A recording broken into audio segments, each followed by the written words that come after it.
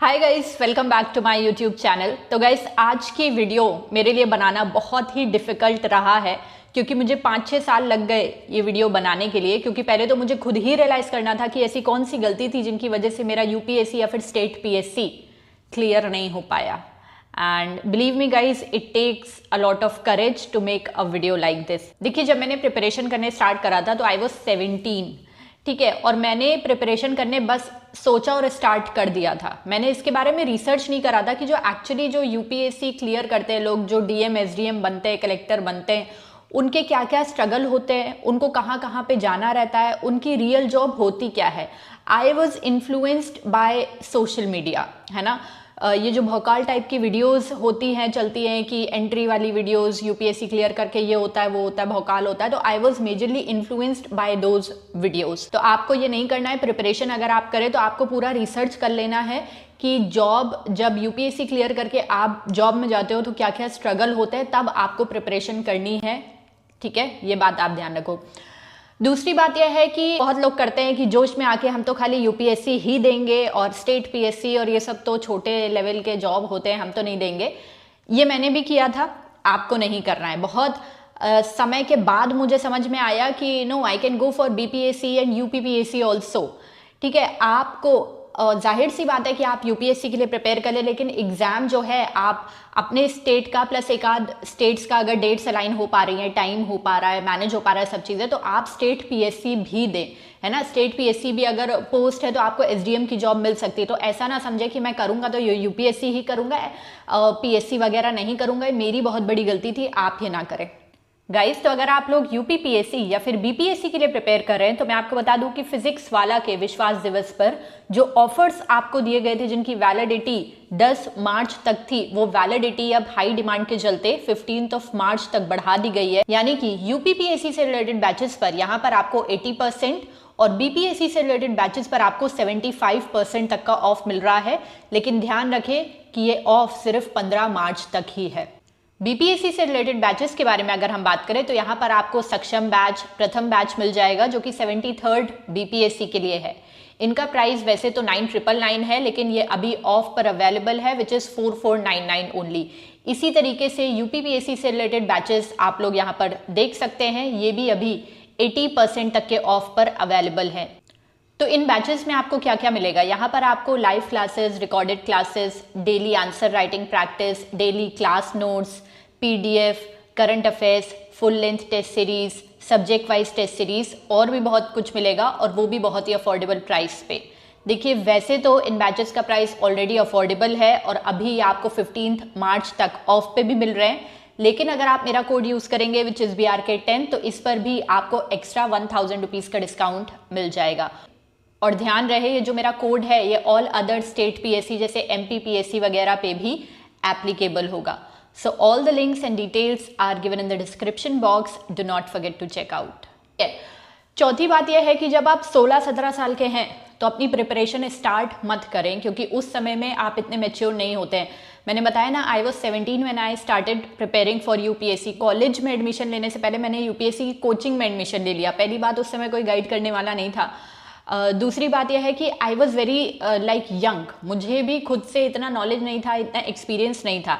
तो आप जब कम से कम हो जाए 20 साल के, क्योंकि पेपर तो आप 21 के बाद ही देंगे, तो कम से कम आप 20 साल के हो जाएं, गाइडेंस ले लें, तब आप अपनी प्रिपरेशन स्टार्ट करें। क्योंकि मैंने 17 साल में अपनी प्रिपरेशन स्टार्ट कर दी थी और 21 साल आने तक जब मेरी एज हुई तो आई वॉज रियली एग्जॉस्टेड, क्योंकि मैं कॉलेज जाती थी, कोचिंग जाती थी, पढ़ने का टाइम नहीं मिलता था, सेल्फ स्टडी नहीं हो पाता था, वहाँ कॉलेज में भी लोग मेरा दिमाग ख़राब करते थे।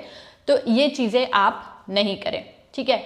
अगला पॉइंट ये है कि कॉलेज में अगर आप प्रिपरेशन करने स्टार्ट कर रहे हैं तो या तो कोई ऑनलाइन कोचिंग ज्वाइन करें आप, या फिर अपने आप से पढ़ें, एनसीईआरटी वगैरह से स्टार्ट करें। ज़्यादा फुल फ्लेजेड पूरी ऑफलाइन फुल फ्लेजेड कोचिंग आप कॉलेज के समय में मत स्टार्ट करें, क्योंकि मैंने स्टार्ट किया था और मुझे पता है कि कितना डिफिकल्ट होता था। अगर मैं शायद कॉलेज कंप्लीट होने का वेट करती और उसके बाद 1 साल लेके अगर मैं करती तो शायद हो भी जाता। कॉलेज के समय में अगर आप ऑफलाइन कोचिंग ज्वाइन कर लेंगे फुल फ्लेजेड, तो आप ना कॉलेज के रहेंगे ना कोचिंग के रहेंगे।